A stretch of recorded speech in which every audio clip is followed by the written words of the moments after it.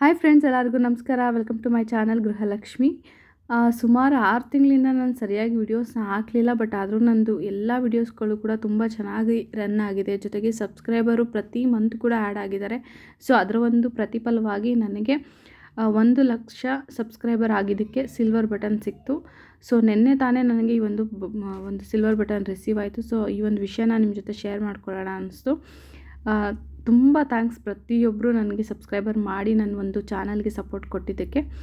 ಜೊತೆಗೆ ಈ ಒಂದು ಭಾನುವಾರ ನಾನು ಸದ್ಗುರುಗಳನ್ನ ನೋಡೋದಕ್ಕೆ ಅಂದ್ಬಿಟ್ಟು ಇಶಾ ಫೌಂಡೇಶನ್ ಚಿಕ್ಕಬಳ್ಳಾಪುರಕ್ಕೆ ಹೋಗಿದ್ದೆ. ನೋಡಿ, ಫಸ್ಟ್ ಟೈಮ್ ತುಂಬ ಖುಷಿ ಆಯಿತು ಹತ್ರದಿಂದ ಇವ್ರನ್ನ ನೋಡಿದ್ದು. ಅಷ್ಟೇ ಪಾಸಿಟಿವ್ ವೈಬ್ರೇಷನ್ ಇತ್ತು. ಅವರು ಒಂದು ನಡೆದಾಡಿದ ಜಾಗದ ಮೇಲೆ ಯಾವೊಬ್ಬ ಮನುಷ್ಯ ಕೂಡ ನಡೆದಾಡೋದಿಲ್ಲ. ಅಂದರೆ ಆ ಒಂದು ಅವರು ಗುರುಗಳು ನಡ್ಕೊಂಡು ಹೋದ್ಮೇಲೆ ಆ ಒಂದು ಸ್ಟೇಜ್ನ ನಮಸ್ಕಾರ ಮಾಡ್ಕೋತಾ ಇದ್ರು. ಅಂದರೆ ಅವರ ಒಂದು ಪವರ್ ಮತ್ತು ಅವರ ಒಂದು ಶಕ್ತಿ ಅಥವಾ ಅವ್ರ ಬಗ್ಗೆ ತಿಳಿದವ್ರಿಗೆ ಅಷ್ಟೇ ಅವ್ರು ಎಂಥವ್ರು ಅಂತ ಅನಿಸುತ್ತೆ. ಬಟ್ ನನಗೂ ಅಷ್ಟೇ ಒಂದು ರೀತಿ ಅವ್ರನ್ನ ನೋಡಿದ್ದು ಲೈವ್ ತುಂಬ ಖುಷಿ ಆಯಿತು. ಈ ಒಂದು ವಿಡಿಯೋನ ಅದಕ್ಕೆ ನಿಮ್ಮ ಜೊತೆ ಶೇರ್ ಮಾಡ್ಕೊತಾ ಇದ್ದೀನಿ. ಆ್ಯಕ್ಚುಲಿ ಅವತ್ತು ಅವ್ರು ಬರ್ತಾರೆ ಅಂತ ನನಗೆ ಐಡಿಯಾನೂ ಕೂಡ ಇರಲಿಲ್ಲ. ಸುಮ್ಮನೆ ಜಸ್ಟ್ ಒಂದು ಟ್ರಿಪ್ ಆಗುತ್ತೆ, ಬೆಂಗಳೂರಿಂದ ಒಂದು ಸ್ವಲ್ಪ ದೂರ ಹೋಗಿದ್ದು ಬರೋಣ ಅಂದ್ಬಿಟ್ಟು ಚಿಕ್ಕಬಳ್ಳಾಪುರ ಇಶಾ ಫೌಂಡೇಶನ್ನ ಸೆಲೆಕ್ಟ್ ಮಾಡ್ಕೊಂಡು ಹೋಗಿದ್ದು. ಬಟ್ ನಮ್ಮ ಒಂದು ಅದೃಷ್ಟ ಚೆನ್ನಾಗಿತ್ತು. ನಾವು ಅವತ್ತೊಂದು ದಿನವೇ ಅವ್ರನ್ನ ನೋಡೋ ಅವಕಾಶ ಕೂಡ ಸಿಕ್ತು. ತುಂಬ ರಶ್ ಇತ್ತು. ಬಟ್ ಆದರೆ ಹೋಗಿದ್ದಕ್ಕೂ ಸಾರ್ಥಕ ಅನ್ನಿಸ್ತು. ಯಾಕಂದರೆ ಆ ಗುರುಗಳನ್ನ ಹತ್ರದಿಂದ ನೋಡಿದ್ವಿ. ಮತ್ತು ಅಲ್ಲಿ ಒಂದು ಲೈಟಿಂಗ್ಸ್ ಬರುತ್ತೆ, ಒಂದು ಸ್ಟ್ಯಾಚ್ಯೂವಿಂದ, ಶಿವ ಸ್ಟ್ಯಾಚ್ಯೂವಿಂದ, ಅದನ್ನು ಕೂತ್ಕೊಂಡು ನೋಡಿದ್ವಿ. ಇವೆಲ್ಲ ಒಂದು ರೀತಿ ಅದ್ಭುತ ಅಂತಲೇ ಹೇಳ್ಬೋದು. ತುಂಬ ಖುಷಿಯಾಯಿತು. ನೋಡ್ತಾ ಇರ್ಬೋದು, ಅವನ ಗುರುಗಳು ಹೋದ್ಮೇಲೆ ಇಲ್ಲಿ ಒಂದು ಸ್ಟ್ಯಾಚ್ಯೂಗೆ ಲೈಟಿಂಗ್ಸ್ನ ಅವ್ರು ಹಾಕೋದಕ್ಕೆ ಸ್ಟಾರ್ಟ್ ಮಾಡಿದ್ರು. ಬಟ್ ತುಂಬ ಜನ ಅಲ್ಲಿ ರೆಗ್ಯುಲರಾಗಿ ನೋಡಿರೋರು ಏನು ಮಾಡಿದ್ರು, ಮೂವ್ ಆಗೋಕ್ಕೆ ಸ್ಟಾರ್ಟ್ ಆದರು. ಯಾಕಂದರೆ ಎಷ್ಟು ಮಟ್ಟಿಗೆ ಗಾಡಿಗಳು ಸೇರಿತ್ತು ಅಲ್ಲಿ ಅಂದರೆ, ಮೇ ಬಿ ಒಂದೇ ಸತಿ ಆ ಜನ ಬಿಟ್ಟರೆ ಒಂದು ಟ್ರಾಫಿಕ್ ಕ್ಲಿಯರ್ ಮಾಡಿಕೊಂಡು ನಾವು ಆ ಒಂದು ಆಶ್ರಮದಿಂದ ಆಚೆ ಬರೋದಕ್ಕೆ 1 ಅವರ್ 2 ಅವರ್ ಆಗ್ತಿತ್ತು ಅನ್ಸುತ್ತೆ. ಸುಮಾರು ಜನ ಮೂವ್ ಆಗೋಕ್ಕೆ ಸ್ಟಾರ್ಟ್ ಮಾಡಿದ್ರು. ಬಟ್ ನಾವು ಫಸ್ಟ್ ಟೈಮ್ ಹೋಗಿದ್ದರಿಂದ ಲೈಟ್ನಿಂಗ್ಸ್ನ ನೋಡೋಣ ಅಂತ ಕೂತ್ಕೊಂಡು ವಿಡಿಯೋನ ಮಾಡ್ತಾಯಿದ್ವಿ. ಎಷ್ಟು ಅದ್ಭುತವಾಗಿ ಮಾಡಿದ್ದಾರೆ ಅಂದರೆ, ಹಿಂದೆ ಬೆಟ್ಟ ಗುಡ್ಡಗಳಿದೆ, ಅದ್ರ ಮುಂದೆ ಒಂದು ಶಿವನ ಸ್ಟ್ಯಾಚು, ಅದರಲ್ಲಿ ಬರುವಂಥ ಒಂದು ಲೈಟಿಂಗ್ಸ್ನ ನೋಡ್ತಾ ಇದ್ದರೆ ಸಾಕ್ಷಾತ್ ಶಿವನೇ ಅಲ್ಲಿದ್ದಾನೆ ಅಂತ ಅನ್ನಿಸ್ತಿತ್ತು. ಅಷ್ಟು ಪಾಸಿಟಿವ್ ವೈಬ್ರೇಷನ್ ಇತ್ತು. ಸೀರಿಯಸ್ಲಿ ಫಸ್ಟ್ ಟೈಮ್ ಹೋಗಿದ್ರು ತುಂಬ ಅಂದರೆ ತುಂಬ ಖುಷಿಯಾಯಿತು. ನೋಡ್ತಾ ಇರ್ಬೋದು, ಅಲ್ಲಿ ಏನು ಲೈಟ್ ಕೆಳಗಡೆ ಕಾಣಿಸ್ತಿದೆ ಅಷ್ಟು ಮೊಬೈಲ್ ಟಾರ್ಚ್, ಅದು ಮೊಬೈಲಲ್ಲಿ ಪ್ರತಿಯೊಬ್ಬರು ಅದನ್ನು ವಿಡಿಯೋ ಮಾಡ್ಕೊತಾಯಿದ್ರು. ಯಾರೆಲ್ಲ ಈ ಒಂದು ಬೆಂಗಳೂರು ನಿಯರ್ ಇದ್ದೀರಾ ಅಥವಾ ಚಿಕ್ಕಬಳ್ಳಾಪುರ ನಿಯರ್ ಇದ್ದೀರಾ, ಒಮ್ಮೆ ಇದನ್ನು ಹೋಗಿ ನೋಡಿ. ಮಕ್ಕಳಿಗೂ ಅಷ್ಟೇ ಏನೋ ಒಂಥರ ಮ್ಯಾಜಿಕ್ ಶೋ ಥರ ಅವ್ರಿಗೂ ಫೀಲ್ ಆಗುತ್ತೆ, ಖುಷಿಪಟ್ಟರು. ನಮಗೂ ಅಷ್ಟೇ ಒಂದು 5-10 ನಿಮಿಷ ಒಂದು ರೀತಿ ಮಂತ್ರಮಗ್ನರಾಗಿ ಮಾಡ್ತಾರೆ ಅಂತ ಹೇಳ್ತಾರಲ್ಲ, ಆ ರೀತಿ ಇದೆ. ಅದನ್ನು ನೋಡ್ತಾ ಇದ್ದರೆ ಅದನ್ನು ನಿಜ ನೋಡಬೇಕು. ವಿಡಿಯೋಸಲ್ಲಿ ನೋಡೋದಕ್ಕಿಂತ ಅಲ್ಲಿ ಕೂತ್ಕೊಂಡು ಅಷ್ಟು ಒಂದು ದೊಡ್ಡ ವಾತಾವರಣದಲ್ಲಿ ಆ ಸ್ಟ್ಯಾಚ್ಯೂಗೆ ಲೈಟಿಂಗ್ಸ್ ಹಾಕ್ತಾ ಇರೋದನ್ನ ನೋಡ್ತಾ ಇದ್ದರೆ ಸೀರಿಯಸ್ಲಿ ಲೈವ್ ಆಗಿ ನಾವು ಶಿವನ ನೋಡಿದಷ್ಟೇ ಖುಷಿ ಆಗುತ್ತೆ. ಇನ್ನು ಇವತ್ತಿನ ವಿಷಯ ಅಂದರೆ, ನಾನು ಟೈಟಲಲ್ಲಿ ಹಾಕಿರೋ ಥರ ನಾವು ಒಂದು ವಿಷಯದಲ್ಲಿ ತುಂಬ ಜಾಗೃತರಾಗಿರಬೇಕು ಅಂತ ಹೇಳ್ತಾರೆ. ಯಾಕಂದರೆ ಮನೇಲಿ ನಾವು ಯಾವ ರೀತಿ ಮಾತಾಡ್ತೀವಿ, ಯಾವ ರೀತಿ ನಡ್ಕೋತೀವಿ ಅನ್ನೋದ್ರ ಮೇಲೂ ಕೂಡ ಒಂದು ಪಾಸಿಟಿವ್ ಎನರ್ಜಿ ಅಥವಾ ನೆಗೆಟಿವ್ ಎನರ್ಜಿ ಅನ್ನೋದು ಡಿಪೆಂಡ್ ಆಗುತ್ತೆ ಅಂತ ಹೇಳ್ತಾರೆ. ಸುಮ್ಮನೆ ಹೇಳಿರಲ್ಲ, ಹಿರಿಯರು ನಿಮಗೆ ಹೇಳ್ತಾರೆ ಮುಸ್ಸಂಜೆ ಯಾವ ಥರ ಮಾತಾಡಬೇಕು ಅಥವಾ ಮನೇಲಿ ಯಾವ ರೀತಿ ಮಾತಾಡಬೇಕು ಅಂತ. ಪ್ರತಿಯೊಬ್ಬರು ಈ ಹಿರಿಯರು ನಮ್ಮ ಮಾತಾಡ್ತಾ ಇರುವಾಗ ಹಿರಿಯರು ಏನಾರು ಅಕ್ಕಪಕ್ಕದಲ್ಲಿದ್ದರೆ ಅವರು ನಮ್ಮನ್ನು ಪದೇ ಎಚ್ಚರಿಸ್ತಾ ಇರ್ತಾರೆ. ಮಾತು ಮೇಲೆ ಜ್ಞಾನ ಇರಲಿ, ಅಥವಾ ಈ ರೀತಿ ಮಾತಾಡಬಾರ್ದು, ಮುಸ್ಸಂಜೆ ಈ ರೀತಿ ಮಾತಾಡಬಾರ್ದು ಅಂತ ಹೇಳ್ತಿರ್ತಾರೆ. ನೀವು ಅದನ್ನು ಅಬ್ಸರ್ವ್ ಮಾಡಿದರೆ ಗೊತ್ತಾಗುತ್ತೆ. ನಾವು ಆಡೋ ಮಾತುಗಳ ಮೇಲೂ ಎಷ್ಟು ರೀತಿಯಾಗಿ ಡಿಪೆಂಡೆಂಟ್ ಆಗಿರುತ್ತೆ ಒಂದು ಮನೆಯಲ್ಲಿ ಒಂದು ಪಾಸಿಟಿವ್ ಎನರ್ಜಿ ಅನ್ನೋದು. ನಾವು ಮಾಡೋ ಪ್ರತಿಯೊಂದು ಪೂಜೆ ಪ್ರತಿಫಲ ಕೊಡಬೇಕು ಅಥವಾ ನಮ್ಮ ಮಾಡ್ತಾ ಇರುವಂಥ ಕೆಲಸಗಳಲ್ಲಿ ಸಕ್ಸಸ್ ಸಿಗಬೇಕು ಅಂದರೆ ಪಾಸಿಟಿವ್ ಎನರ್ಜಿ ಅಥವಾ ಪಾಸಿಟಿವ್ ವೈಬ್ರೇಷನ್ ಅನ್ನೋದು ತುಂಬ ಅಂದರೆ ತುಂಬ ಇಂಪಾರ್ಟೆಂಟ್ ಆಗುತ್ತೆ. ಆ ಒಂದು ಪಾಸಿಟಿವ್ ಎನರ್ಜಿನ ನಾವು ಮನೆಯಲ್ಲಿ ಸೆಕ್ಯೂರ್ ಮಾಡೋದಿದೆಯಲ್ಲ, ಅದು ಅಷ್ಟೇ ಇಂಪಾರ್ಟೆಂಟ್ ಆಗುತ್ತೆ. ಯಾಕೆ ಮಾತನ್ನ ಹೇಳ್ತಾ ಇದ್ದೀನಿ ಅಂದರೆ, ನಾವು ನೀವೇ ಎಷ್ಟೊಂದು ಸತಿ ಕಮೆಂಟ್ಗಳನ್ನ ಹಾಕಿದ್ದೀರಾ. ಬೇಕಾದ್ರೆ ನೀವು ಕಮೆಂಟಲ್ಲಿ ಚೆಕ್ ಮಾಡಿದ್ರೆ ಸಿಗುತ್ತೆ. ನಾನು ಎಲ್ಲ ಮಾಡ್ತೀನಿ, ಎಲ್ಲ ರೀತಿಯ ಪೂಜೆ ಮಾಡ್ತೀನಿ, ಎಲ್ಲ ಥರ ಮನೆ ಕ್ಲೀನ್ ಮಾಡಿ ಪ್ರತಿಯೊಂದೂ ಸ್ಟೆಪ್ ಬೈ ಸ್ಟೆಪ್ ಪ್ರೊಸೀಜರ್ ಪ್ರಕಾರ ಮಾಡ್ತೀನಿ. ಬಟ್ ಆದರೆ ನಮ್ಮ ಮನೇಲಿ ನೆಮ್ಮದಿ ಇಲ್ಲ, ಮಾಡ್ತಾ ಇರೋ ಯಾವುದೋ ಒಂದು ಕೆಲಸದಲ್ಲಿ ಸಕ್ಸಸ್ ಸಿಗಲ್ಲ ಅನ್ನೋದೇ ಜಾಸ್ತಿ. ಸೊ ಈ ಥರ ಸಮಸ್ಯೆ ಇರೋರು ಫಸ್ಟು ನಮ್ಮ ಮನೇಲಿ ನಾವು ಯಾವ ಥರ ನಡ್ಕೋತಾ ಇದ್ದೀವಿ, ಅಥವಾ ನಮ್ಮ ಮನೇಲಿ ನಾನು ಕರೆಕ್ಟ್ ಇದ್ದರೂ ನಮ್ಮ ಮನೇಲಿ ದೊಡ್ಡವ್ರು ಯಾವ ರೀತಿ ನಡ್ಕೋತಾ ಇದ್ದಾರೆ ಅಂದರೆ, ಏನಾಗುತ್ತೆ ಅಂದರೆ, ಕೆಲವು ಮನೆಗಳಲ್ಲಿ ಗೃಹಿಣಿಯರು ಕರೆಕ್ಟ್ ಇರ್ತಾರೆ, ಆದರೆ ಅವ್ರ ಮನೇಲಿ ಅವ್ರ ಹಸ್ಬೆಂಡ್ ಮಾತಾಡೋ ಒಂದು ರೀತಿಗಳು ಸರಿ ಇರೋದಿಲ್ಲ. ಗೊತ್ತದಲ್ಲಿ ಹೆಂಡ್ತಿನ ಬೈಯೋದು, ಮಕ್ಕಳನ್ನ ಬೈಯೋದು, ಅಥವಾ ಕೆಟ್ಟ ಪದಗಳನ್ನ ಬಳಸೋದು, ಈ ರೀತಿ ಮಾಡ್ತಾ ಇರ್ತಾರೆ. ಈ ರೀತಿಯಾದ ಮನೆಗಳಲ್ಲಿ ಯಾವತ್ತೂ ಲಕ್ಷ್ಮಿ ನೆಲೆಸೋದಿಲ್ಲ ಅಂತೆ.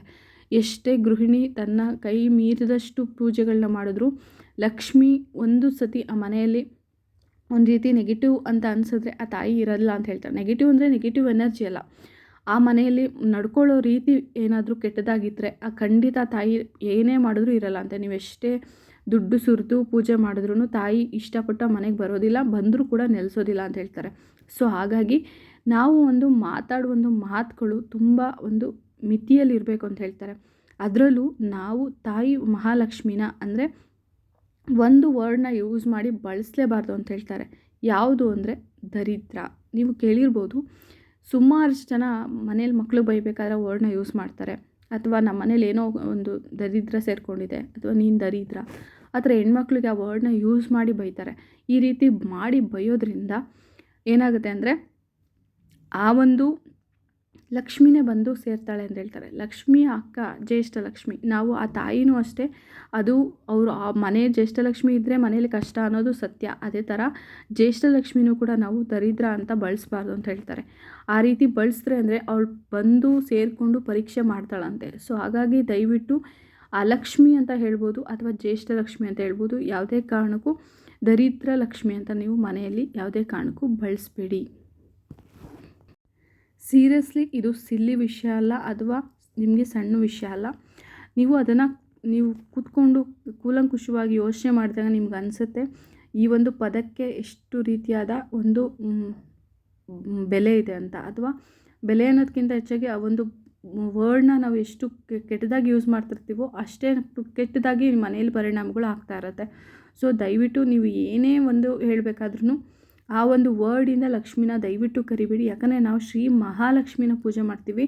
ಆದರೆ ಯಾವುದೋ ಕೋಪದಲ್ಲಿ ಯಾವುದೋ ಸಂದರ್ಭಗಳಲ್ಲಿ ನಾವು ಅದನ್ನು ಯೂಸ್ ಮಾಡಿ ಲಕ್ಷ್ಮಿನ ಅದ್ರ ಜೊತೆ ಸೇರಿಸ್ಕೊಂಡು ನಾವು ಮಾತಾಡ್ತೀವಲ್ಲ, ಅದು ತುಂಬ ಕೆಟ್ಟದು ಅಂತ ಹೇಳ್ತಾರೆ. ಸೊ ಯಾವುದಾದ್ರೂ ನಮ್ಮ ಮನೇಲಿ ಏನೋ ಒಂದು ಕಷ್ಟ ಇದೆ, ಆ ಥರ ಅದು ಕಳಿಬೇಕು ಅಂತ ಪೂಜೆ ಮಾಡ್ತಿದ್ದೀನಿ ಅನ್ನುವಾಗ ನೀವು ಬೇಕಾದ್ರೆ ಜ್ಯೇಷ್ಠ ಲಕ್ಷ್ಮಿ ಪೂಜೆ ಮಾಡ್ತಾಯಿದ್ದೀವಿ, ಆ ಲಕ್ಷ್ಮಿ ಅಂತ ನೀವು ಬಳಸೋದು ಒಳ್ಳೆಯದು. ಆದರೆ ಯಾವುದೇ ಕಾರಣಕ್ಕೂ ನಾನು ಹೇಳಿದ್ನಲ್ಲ, ಕೆಟ್ಟ ವರ್ಡ್ ಜೊತೆ ಸೇರಿಸಿ ಲಕ್ಷ್ಮಿನ ನೀವು ದಯವಿಟ್ಟು ಬಳಸಬೇಡಿ. ಇದು ತುಂಬ ಇಂಪಾರ್ಟೆಂಟ್ ವಿಷಯ. ನಾನು ಅದಕ್ಕೋಸ್ಕರ ಇದನ್ನು ನಿಮಗೆ ವಿಡಿಯೋ ಮಾಡಿ ಇನ್ಫಾರ್ಮ್ ಮಾಡ್ತಾಯಿದ್ದೀನಿ.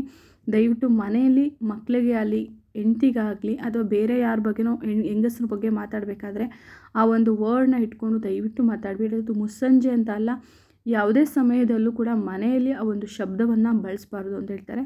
ದಯವಿಟ್ಟು ಜಾಗರೂಕತೆಯಿಂದ ಇರಿ. ಮತ್ತು ಇನ್ನೊಂದು ಇಂಪಾರ್ಟೆಂಟ್ ಆದ ವಿಷಯ ನನಗೆ ಹೇಳೋಕ್ಕೆ ಇಷ್ಟಪಡ್ತೀನಿ. ಮನೆಯಲ್ಲಿ ಬೆಳಗ್ಗೆ ಅಥವಾ ಸಂಜೆ ದೀಪ ಹಚ್ಚಿದ ಸಮಯದಲ್ಲೂ ಕೂಡ ಮನೆಯಲ್ಲಿ ಹೆಣ್ಮಕ್ಳು ಯಾವುದೇ ವಿಷಯಕ್ಕೂ ಕಣ್ಣೀರು ಹಾಕಬಾರ್ದು. ಜೊತೆಗೆ ಹೆಣ್ಮಕ್ಳಿಗೆ ಗಂಡಂದಿರಾಗಿರ್ಬೋದು, ಮಾವ ಅತ್ತೆ ಆಗಿರ್ಬೋದು, ಯಾರೂ ಕೂಡ ಆ ಸಮಯದಲ್ಲಿ ಕೂಡ ಬೈಬಾರ್ದು ಅಂತ ಹೇಳ್ತಾರೆ. ಅದು ಚಿಕ್ಕ ಮಗು ಆಗಿದ್ರು ಚಿಕ್ಕ ಮಕ್ಕಳಾಗಿದ್ರು ಏನೋ ರಂಪ ಮಾಡ್ತಾ ಇರ್ತಾರೆ ಅಂದ್ಬಿಟ್ಟು ಆ ಸಮಯದಲ್ಲಿ ನೀವು ಕಿರ್ಚಾಡೋದು ಬೈಯೋದು ಮಾಡಿದ್ರು ಕೂಡ ಲಕ್ಷ್ಮಿ ಮನೇಲಿದ್ದರೆ ಎದ್ದೋಗ್ತಾಳೆ ಅಂತ ಹೇಳ್ತಾರೆ, ಅಥವಾ ಮನೆಗೆ ಬರ್ತಾ ಇರೋಳು ಹಿಂದೆ ಹೋಗ್ತಾಳೆ ಅಂತ ಹೇಳ್ತಾರೆ. ಇವೆಲ್ಲ ತುಂಬ ಸೂಕ್ಷ್ಮವಾದ ವಿಷಯಗಳು. ದಯವಿಟ್ಟು ಗಮನದಲ್ಲಿ ಇಟ್ಕೊಂಡು ನೀವು ಈ ವಿಷಯದಲ್ಲಿ ಎಚ್ಚರಿಕೆಯನ್ನು ವಹಿಸಿ. ಇನ್ನು ದೀಪ ಹಚ್ಚಿದ ಸಮಯದಲ್ಲೂ ಕೂಡ ಮನೆ ಬಾಗಿಲಲ್ಲಿ ಕೂತ್ಕೊಂಡು ತಲೆ ಬಾಚಬಾರ್ದು ಅಂತ ಹೇಳ್ತಾರೆ. ಇದನ್ನು ನಾನು ತುಂಬ ಸತಿ ಇನ್ಫಾರ್ಮ್ ಮಾಡಿದ್ದೀನಿ ಕೂಡ. ಎಷ್ಟು ಜನ ಅದನ್ನು ಕೇಳ್ತಾ ಇರ್ತೀರ, ಮತ್ತು ಅದಕ್ಕೆ ಹೇಳ್ತಾ ಇದ್ದೀನಿ, ದಯವಿಟ್ಟು ಮುಸ್ಸಂಜೆ ಸಮಯದಲ್ಲಿ ದೀಪ ಹಚ್ಚಿದ ನಂತರ ಮನೆ ಬಾಗಿಲಲ್ಲಿ ಕೂತ್ಕೊಂಡು ತಲೆ ಬಾಚೋದಾಗಿರ್ಬೋದು, ಅಥವಾ ಮನೆ ಒಳಗಡೆ ದೀಪ ಹಚ್ಬಿಟ್ಟು ಬಂದಿರ್ತೀರ, ಈಚೆ ಕೂತ್ಕೊಂಡು ಕಸ ಗುಡಿಸ್ತಾ ಇರ್ತೀರ, ನೀರು ಹಾಕ್ತಾ ಇರ್ತೀರ, ಆ ಟೈಮಲ್ಲಿ ರಂಗೋಲಿ ಹಾಕ್ತಿರ್ತೀರ. ಒಮ್ಮೆ ದೀಪ ಹಚ್ಚಿದ ಮೇಲೆ ಮನೆ ಒಳಗಡೆ ಈಚೆ ಕಸ ಗುಡಿಸಿ ನೀರು ಹಾಕೋದೆಲ್ಲ ಮಾಡೋಕ್ಕೆ ಹೋಗ್ಬೇಡಿ. ಮೊದಲೇ ನೀವು ಈಚೆ ಕಸ ಗುಡಿಸಿ ನೀರು ಹಾಕಿ ರಂಗೋಲಿ ಬಿಟ್ಟು ನಂತರ ನೀವು ಮನೆ ಒಳಗಡೆ ಬಂದು ದೀಪ ಹಚ್ಚೋದು ಮಾಡಿ. ಏಕೆಂದರೆ ಇದು ಹಳ್ಳಿ ಕಡೆ ನಾನು ಸುಮಾರು ಸತಿ ಅಬ್ಸರ್ವ್ ಮಾಡಿದ್ದೀನಿ. ಒಳಗಡೆ ದೀಪ ಹಚ್ಬಿಟ್ಟು ಈಚೆ ಬಂದು ಕೂತಿರ್ತಾರೆ, ಯಾರ ಜೊತೆನೋ ಮಾತಾಡ್ತಿರ್ತಾರೆ. ಆ ಟೈಮಲ್ಲಿ ಅವರು ಕಸ ಗುಡಿಸೋದು, ನೀರು ಹಾಕೋದು, ಆ ಟೈಮಲ್ಲಿ ಎಲ್ಲ ಮಾಡ್ತಿರ್ತಾರೆ. ಸೊ ಹಾಗಾಗಿ ಮನೆ ಒಳಗಡೆ ದೀಪ ಹಚ್ಚಿದ ಮೇಲೆ ಯಾವುದೇ ಕಾರಣಕ್ಕೂ ದಾರಿಯಲ್ಲಿ ಅಡ್ಡ ಕೂರಬಾರ್ದು, ಜೊತೆಗೆ ಅಡ್ಡ ಪೊರ್ಕೆ ಹಿಡ್ಕೊಂಡು ನಿಂತ್ಕೊಳ್ಬಾರ್ದು, ಅಡ್ಡ ನೀರು ಹಾಕಬಾರ್ದು ಅಂತ ಹೇಳ್ತಾರೆ. ಯಾಕಂದರೆ ಲಕ್ಷ್ಮಿ ಬರೋ ಹೊತ್ತು ಆ ಮುಸ್ಸಂಜೆ ಸಮಯದಲ್ಲಿ ದಯವಿಟ್ಟು ಈ ರೀತಿಯಾದ ಕೆಲವೊಂದು ವಿಷಯಗಳಲ್ಲಿ ನೀವು ಎಚ್ಚರಿಕೆನ ವಹಿಸಿ. ಮತ್ತು ಇನ್ನೊಂದು ನೀವು ಗಮನದಲ್ಲಿ ಇಟ್ಕೋಬೇಕು ಏನಂದರೆ, ಅಶ್ವಿನಿ ದೇವತೆಗಳು ಎಲ್ಲ ಟೈಮಲ್ಲೂ ಅಸ್ತು ಅಂತ ಹೇಳ್ತಿರ್ತಾರಂತೆ. ಜೊತೆಗೆ ಮುಸ್ಸಂಜೆ ಸಮಯದಲ್ಲಿ ಅವರು ಸಂಚಾರಕ್ಕೆ ಬರ್ತಾರೆ ಅಂತ ಹೇಳ್ತಾರೆ. ಸೊ ಆ ಸಮಯದಲ್ಲಿ ನಾವು ಮಾತಾಡೋ ಮಾತುಗಳು ಸತ್ಯ ಆಗುತ್ತೆ ಅನ್ನೋದಾದರೆ ಯಾಕೆ ನಾವು ಒಳ್ಳೇದು ಮಾತಾಡಬಾರ್ದು ಅಲ್ವಾ? ಸೊ ಹಾಗಾಗಿ ಲಕ್ಷ್ಮೀ ಸಂಬಂಧಿಕವಾಗಿ ಅಥವಾ ಹೆಣ್ಮಕ್ಳಿಗೆ ಬೈಬೇಕಾದ್ರೆ ದಯವಿಟ್ಟು ಜಾಗೃತೆಯಿಂದ ಇರಿ. ಈ ಒಂದು ಕೆಲವೊಂದು ಸೂಕ್ಷ್ಮವಾದ ವಿಷಯಗಳನ್ನ ನೀವು ಗಮನದಲ್ಲಿಟ್ಕೊಂಡು ನೀವೊಂದು ಮನೆಯಲ್ಲಿ ಇರೋದು ಒಳ್ಳೆಯದು. ಮತ್ತು ಇದರಿಂದನೇ ಮನೆಯಲ್ಲಿ ಒಂದು ಪಾಸಿಟಿವ್ ಎನರ್ಜಿ ಹೆಚ್ಚಾಗೋದು. ಸೊ ಹಾಗಾಗಿ ಆಡುವಂಥ ಮಾತುಗಳಲ್ಲಿ ಗಮನ ಇರಲಿ ಅಂತ ಹೇಳ್ತಾ, ಈ ಒಂದು ಇನ್ಫಾರ್ಮೇಷನ್ ನಿಮ್ಗೆ ಇಷ್ಟ ಆಗಿರೋ ವಿಡಿಯೋನ ಲೈಕ್ ಮಾಡಿ, ಚಾನಲ್ನ ಸಬ್ಸ್ಕ್ರೈಬ್ ಮಾಡಿ. ವಿಡಿಯೋ ನೋಡೋದಕ್ಕೆ ಧನ್ಯವಾದಗಳು.